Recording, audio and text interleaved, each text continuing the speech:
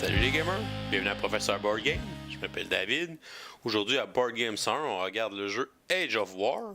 C'est un jeu qui a été publié par la compagnie Fantasy Flight Games en 2014 et qui nous vient du concepteur Rainer Knizia.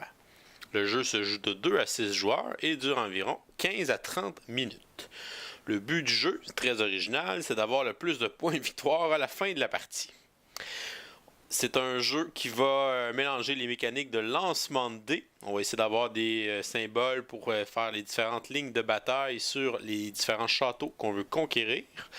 Et on va aussi faire une collection d'ensemble avec les différents châteaux. Donc si on réussit à conquérir tous les châteaux d'un même clan, donc on ne pourra plus se faire voler ces cartes-là par les autres joueurs. Et ça va donner plus de points aussi si on réussit à conquérir un clan au complet. Pour le placement initial, on va mettre les cartes de château sur la table, qui soient visibles pour tous les joueurs.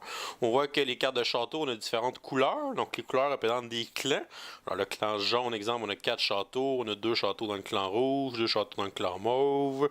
On a le clan gris qui a 3 châteaux, le clan noir 2 châteaux, et le clan vert seulement 1 château. Sur les cartes de château, on va remarquer que le nombre de points de victoire qu'il nous donne est inscrit, qui est le gros chiffre qui est inscrit sur la carte. Et on a à droite les lignes de bataille qu'on doit faire avec les dés pour pouvoir conquérir les différents châteaux. Alors on va obtenir les symboles correspondants sur les dés et venir placer les dés sur une ligne de bataille pour la compléter. Et si on complète les 3 lignes de bataille sur cette carte de château-là, le joueur va réussir à le conquérir, il va le prendre, le placer devant lui et ça va lui donner 2 points de victoire. Par contre, les châteaux, une fois qu'ils sont devant nous, les autres joueurs peuvent venir les attaquer quand même. Il faut qu'ils refassent les lignes de bataille et en plus, ils doivent faire le symbole qui est ici à gauche s'ils veulent tenter de voler un château à un joueur qui l'a déjà conquis. On va déterminer ensuite un premier joueur au hasard et on est prêt à commencer la partie. Au début de ce tour de jeu, le joueur va prendre les 7 dés et va les lancer. Il va regarder les symboles qu'il a obtenus et va ensuite décider quel château il va essayer d'attaquer pour le conquérir. Donc comme il a 2 arcs, il serait peut-être bon d'essayer de conquérir le château qui est ici, qui demande 2 arcs. Chaque symbole est seulement une fois sur le dé, alors il n'y a pas un symbole qui est plus commun que l'autre, sauf le symbole avec les épées en fait, qui revient 3 fois mais avec des valeurs différentes. Une épée, 2 épées ou 3 épées. Sinon, les autres symboles, l'arc, le cavalier et le samouraï, sont seulement une fois chacun sur le dé.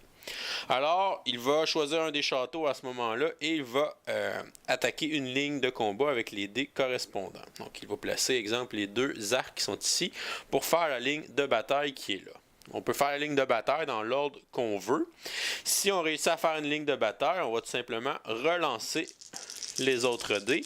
Et une fois qu'on a commencé un château, on doit le compléter pour le gagner et ainsi terminer notre tour. On ne peut pas décider d'aller attaquer plusieurs châteaux en même temps. Pour compléter ce château-là, il me manque un symbole de samouraï. J'en ai obtenu aucun sur mes dés. Alors à ce moment-là, je vais défausser un des dés et je vais relancer les dés qu'il me reste. Je n'ai pas réussi. On perd un autre dé. Donc on continue comme ça. Et voilà, j'ai réussi à faire la deuxième ligne de bataille sur ce château. Mon tour va se terminer. Le joueur va prendre ce château, va le placer devant lui. Et il va donner les 7 dés au joueur suivant qui va faire la même chose. Les joueurs vont faire leur tour un à la suite de l'autre. Et éventuellement, il se pourrait qu'un joueur réussisse à conquérir les châteaux d'un clan au complet. Donc, s'il réussit, par exemple, à conquérir les 3 châteaux de ce clan-là, va tourner la carte de côté et va la placer sur la face où on voit un chiffre. Alors, maintenant, ces châteaux-là ne peuvent plus être attaqués par les autres joueurs et ça va lui donner 8 points de victoire à la fin, ce qui est un petit peu plus que les 3 cartes séparées ensemble. Lorsqu'un château est conquis par un joueur et qu'il le place devant lui, le joueur suivant, lorsqu'il va lancer les dés, peut décider de venir attaquer le château qui est ici. Alors, pourrait prendre, par exemple, son dé de samouraï et faire cette ligne de bataille-là. Sauf qu'en plus des 3 lignes de bataille qui sont sur la carte, il va y avoir une 4e ligne de bataille qui est l'icône à gauche.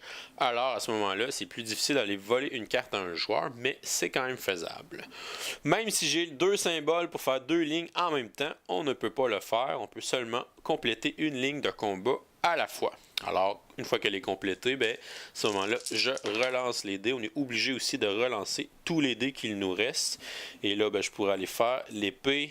Je pourrais continuer. Je pourrais faire le samouraï. Et il reste seulement les 4 épées.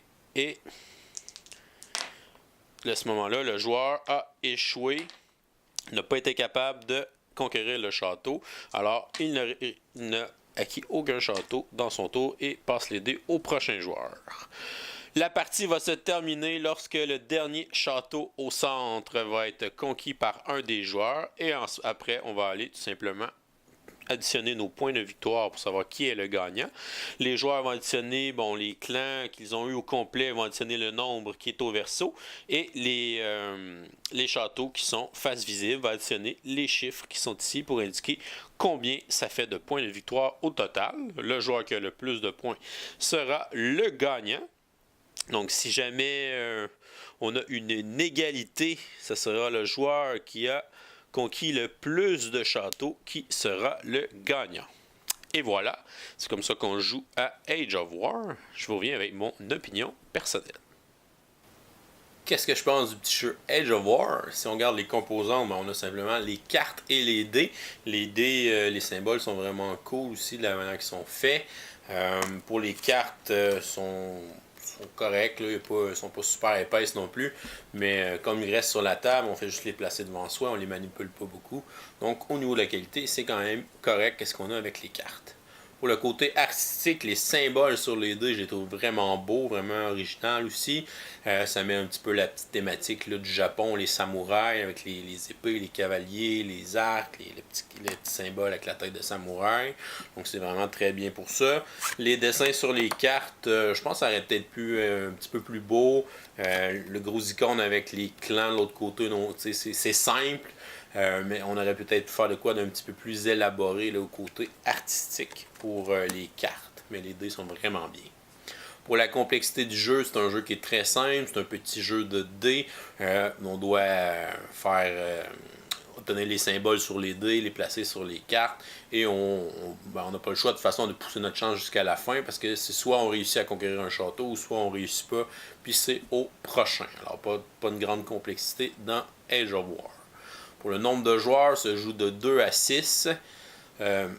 2-3 joueurs, je pense que c'est l'idéal pour Age of War. Ça va jouer rapidement. Je pense qu'on n'aura pas le temps de se tanner non plus nécessairement. Si on joue à 4, 5 ou 6, je trouve que ça fait beaucoup de monde autour de la table pour un jeu de ce genre-là. Et puis ça peut s'étirer aussi. Donc c'est pas le genre de jeu qu'on veut pas dépasser de 20 à 30 minutes que ça va prendre.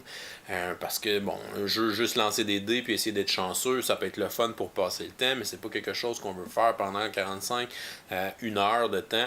On va cette année avoir des longueurs. Donc moi je suggérerais de jouer à 2 ou 3 joueurs pour Age of War, ce qui peut agir de bons petits fillers dans une soirée où on joue à ça en attendant les autres joueurs, que les autres joueurs arrivent, ou à la fin d'une soirée pour avoir le quoi d'un petit peu plus relax pour le cerveau. Mon appréciation du jeu Age of War, je vais lui donner la note de C. Donc pour moi un jeu qui est correct, qui est ok, qui peut être amusant, mais qu'on veut pas nécessairement que ça dure trop longtemps. Ceux qui aiment les beaux petits jeux de dés, vous allez aimer ce petit jeu Age of War. C'est tout pour aujourd'hui. Je vous dis à la prochaine et continuez de gamer.